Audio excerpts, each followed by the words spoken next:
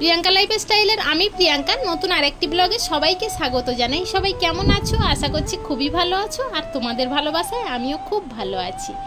আজকের এখন 6:30 বাজে। ঘরটা ঝাড়ু দিতে দিতে এই ব্লগটা শুরু করেছি। আর আমার ঘরটার তো খুবই ছোট, ঝাড়ু দিতেও বেশি সময় লাগে না, মুছতেও বেশি সময় লাগে না। আর এই যেখানে ঝাড়ু দিচ্ছি এটা হলো আমার রান্নাঘর, মানে আমি যে ঘরটায় থাকি সেই ঘরের সামনেরটা। কতটা সরু দেখো। এখানে আমি গ্যাসে রান্না করি, আর বাইরে তো কাঠে রান্না করি, সেটা তোমরা জানো সবাই। আর এই তৃষ্ণার এই খেলার জায়গা, এই জায়গাটা এইটুখানি বারান্দার মুখে তৃষ্ণা বসে খেলে, আর তো জায়গা নেই এদিকে, সব সরু সরু গলি। তো যাই হোক, তোমাদের সাথে গল্প করতে করতে ঘর ঝাড়ু দিয়ে এসে এখন মুছতে এসেছি। আর কত সরু সরু ঘর দেখো আমার। তা আমি কিন্তু ওই স্ট্যান্ড দিয়ে দাঁড়িয়ে মুছতে পারি না, জানো কেন? তা কি জানি, বলতেই মানে আমি তোমাদেরকে বুঝিয়ে বলতে পারবো না যে আমি কেন পারি না।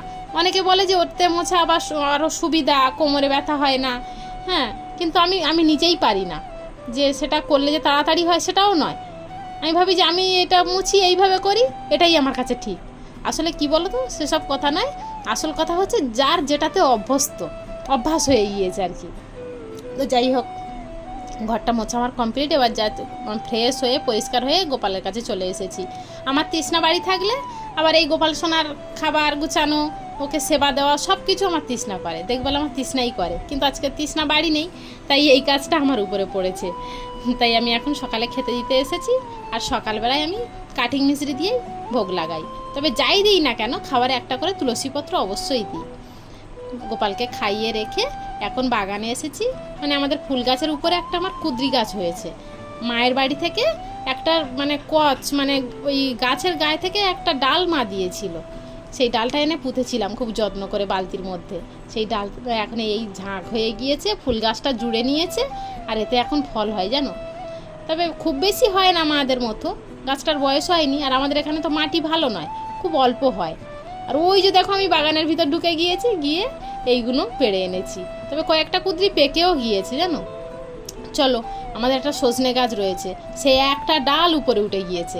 এর আর মানে আশেপাশে যে ডাল হয়েছে তা নেই, একটাই ডাল। আর সজনেগুলো দেখো পেকে মোটা হয়ে গিয়েছে।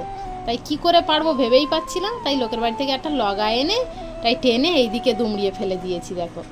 তবে ওটা গাছটা অবশ্য পড়েছিল কারেন্টের তারের উপরে, বারান্দা থেকে যে তারটা বাথরুমে গিয়েছে সেই তারের উপরে।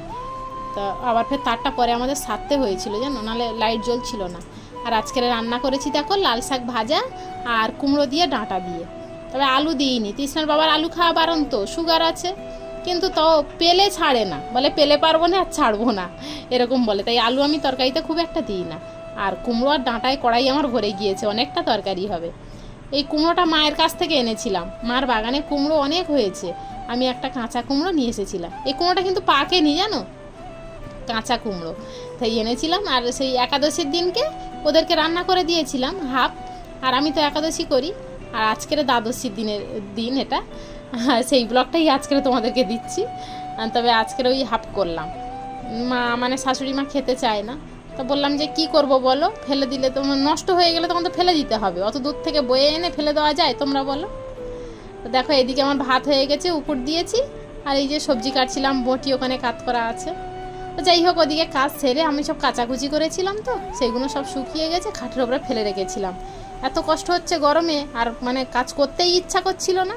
তাই রাত্রে এইগুলো সব শুয়েছিলাম চুপচাপ, তাই উঠে আবার ভাঁজ করে রাখছি। কোথায় রাখবো বলো তো? এইভাবে যে গুটিয়ে রাখবো, শরীর খারাপ লাগছে পাচ্ছি না, কালকেরে করবো, সে উপায়ও আমার নেই। সেরকম বেশি জায়গাটাও তো নেই যে এক জায়গায় রাখবো। তাই আবার শরীরে যতই কষ্ট হোক না কেন, এগুলো তো আমাকে করতে হবে। তাই এগুলো একে একে সব ভাঁজ করে নিচ্ছি। আর আমার একটাই ছোট্ট শোকেস আছে, চলো সেখানে গুছিয়ে রেখে আসি। এই দেখো একটাই শোকেস আনলাম, এখানে 3টে মানুষের জিনিস গুছিয়ে রাখতে হয়। কি করে যে রাখি সে তোমাদেরকে আর কি করে বলবো বলো। সত্যি আমার এত কষ্ট কেন আমি কিছুই জানি না সব দিক থেকে। যাই হোক, হয়তো আমি আগের জন্মে কর্মফল খারাপ করেছিলাম, সেটাই হবে। এছাড়া আমি আর অন্য কিছু মানে ভাবতেই পারি না। আর এই উপরে একটা কাপড় ঢাকা দিয়ে রেখেছি কেন বলো তো? উড়ে উড়ে সব জামা কাপড়ে ময়লা পড়ে তো, ওই জন্য। আর ওই যে শাড়িটা কেচেছিলাম রেখে দিয়েছি উপরে, এখনও আয়রন করতে পারিনি, ওই জন্য সব তোলা আছে। তাহলে চলো ভিডিওটা এখানেই শেষ করছি, দেখা হচ্ছে আবার কাল।